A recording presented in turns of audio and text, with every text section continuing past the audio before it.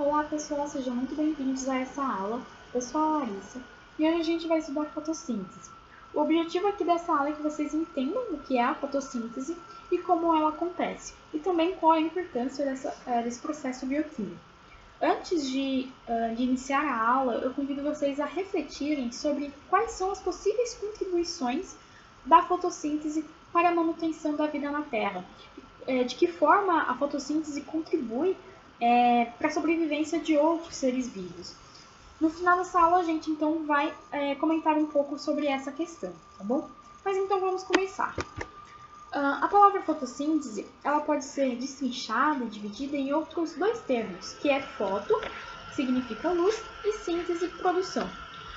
Aqui a produção é de matéria orgânica. A matéria orgânica ela pode ser usada posteriormente para obtenção de energia química através de um processo chamado respiração celular, que é tema de outra aula. Então a gente diz que a fotossíntese é um processo bioquímico onde a energia luminosa é convertida em energia química. Mas então quem são os seres que fazem fotossíntese? Se você diz que são as plantas, você acertou em partes, mas existem também outros seres vivos que fazem a fotossíntese, como por exemplo as algas e as cianobactérias. O que esses organismos então eles têm em comum que permite a realização da fotossíntese? Bom, todos esses organismos eles possuem pigmentos fotossintetizantes, que podem ser de diversos tipos. Aqui eu coloquei, por exemplo, as clorofilas, as ficobilinas e os carotenoides. Cada organismo, então, fotossintetizante vai ter alguns desses pigmentos. Esses pigmentos são importantes porque eles são capazes de absorver a energia luminosa. E como a gente viu, a fotossíntese depende de luz. No caso das cianobactérias, esses pigmentos eles vão estar dispersos no citoplasma da célula. Já no caso das plantas terrestres e das algas, esses pigmentos eles são encontrados dentro de organelas que a gente conhece como cloroplasto. O que vai acontecer? Bom, primeiro vocês precisam saber que a fotossíntese acontece nesses cloroplastos, no caso das plantas e das algas, e a fotossíntese ela pode ser dividida em duas fases, uma chamada fase clara e outra chamada fase escura. Então a gente vai começar pela fase clara, que é uma fase dependente de luz. Por que ela é dependente de luz?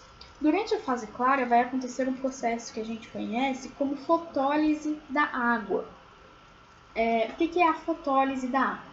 A fotólise da água é a quebra da molécula de água a partir de energia luminosa. Então, os pigmentos fotossintetizantes eles vão absorver a energia luminosa e aí essa energia luminosa é capaz de realizar a quebra dessa molécula de água. Como isso vai acontecer? Então, suponhamos que tenha duas moléculas de água e essas duas moléculas de água elas vão ser quebradas em 4 prótons, 4 átomos de hidrogênio e 2 átomos de oxigênio. Esse oxigênio é o gás oxigênio que é liberado durante a fotossíntese. Então, se vocês já ouviram falar que a fotossíntese libera o gás oxigênico na atmosfera, esse gás oxigênio ele vem da quebra da molécula de água e não do CO2, tá? Não confundam, o oxigênio não vem do CO2 e sim da quebra da molécula de água. Então, só para resumir, a fase clara, que é também conhecida como etapa fotoquímica, uma etapa que depende de luz, o que vai acontecer nessa fase? Vai acontecer a absorção de luz via pigmentos fotossintetizantes, a fotólise da água e a liberação do gás oxigênio na atmosfera. E aí a gente vai para a segunda fase, que é a fase escura ou etapa química. Só uma observação, é chamada de fase escura, mas não significa que acontece somente no escuro. Tem esse nome porque é uma fase que não depende da luz, ou seja, ela pode tanto acontecer na ausência de luz quanto na presença de luz, tá bom? Então, o que vai acontecer nessa fase? Nessa fase que vai acontecer a captura do gás carbônico, do CO2. O gás carbônico ele vai ser capturado a partir de estruturas chamadas estômatos. Esses estômatos estão presentes na superfície foliar. É a partir desses estômatos que acontecem as trocas gasosas, ou seja, a partir desse estômato que vai entrar, vai acontecer a captura de gás carbônico e também a liberação de gás oxigênio, ok? Então, depois que acontece a captura de gás carbônico, ainda estamos na fase escura, mas uma outra etapa que é chamada ciclo de Calvin-Benson. O que acontece nesse ciclo? Aqui é onde de fato vai acontecer a produção da matéria orgânica. Por quê? Esse CO2 que foi capturado, ele vai ser fixado, ou seja, esse carbono aqui do CO2 ele vai ser incorporado a moléculas orgânicas. E depois de várias etapas bioquímicas, essas moléculas orgânicas serão convertidas em açúcares, ok? Aqui eu coloquei açúcares e não glicose, porque pode ser formação de amido, sacarose e não necessariamente só a glicose. Então, retomando, o que acontece na fase clara e na fase escura? Na fase clara vai acontecer a absorção de energia luminosa via pigmentos fotossintetizantes, a fotólise da água e a liberação de gás oxigênio. Já na fase escura vai acontecer a captura de gás carbônico e a produção de açúcares, ok? Então, esse é o processo bioquímico da fotossíntese, e aí a partir disso a gente pode escrever uma equação geral da fotossíntese, onde de um lado a gente coloca o que é necessário para que ocorra a fotossíntese e de outro o que é produzido. Então aqui a gente tem H2O e CO2, lembre, aqui foi o H2O foi quebrado na fotólise da água, e aqui o CO2 foi incorporado na fase escura, foi capturado durante a fase escura. E aí, ao término das reações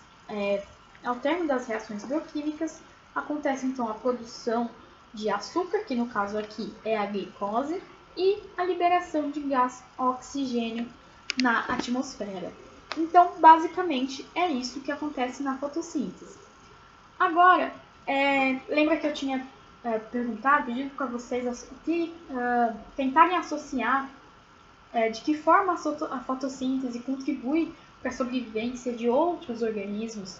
Vocês sabem que a gente e outros seres vivos, na verdade, a maioria dos seres vivos dependem do oxigênio, do gás oxigênio, para a sobrevivência. E a gente emite CO2. Aliás, nós, seres humanos, estamos emitindo demais CO2, o que tem provocado grandes mudanças climáticas. Então, a fotossíntese é importante nesse sentido. Só uma observação antes de listar a segunda importância é que as pessoas elas tendem a pensar que as grandes florestas são responsáveis pela maior parte de liberação de oxigênio na atmosfera. Só que não é bem assim, porque os seres fotossintetizantes eles também precisam de gás oxigênio para respiração. Então eles liberam gás oxigênio e precisam de gás oxigênio para a respiração. Só que o que acontece? As grandes florestas, elas liberam sim muito oxigênio para a atmosfera, só que elas consomem muito oxigênio durante a respiração. E isso não acontece nos oceanos, com as algas. As algas elas liberam muito oxigênio na atmosfera e elas consomem pouco oxigênio durante a respiração. Então, os oceanos são o verdadeiro pulmão do mundo, porque as algas então liberam uma grande quantidade de oxigênio na atmosfera e esse oxigênio fica disponível para outros seres vivos, ok? Então, foi só uma observação. E aí, então, a gente listou a importância da fotossíntese no que diz respeito à captura de gás carbônico e liberação de O2, mas também existe uma importância relacionada à cadeia alimentar.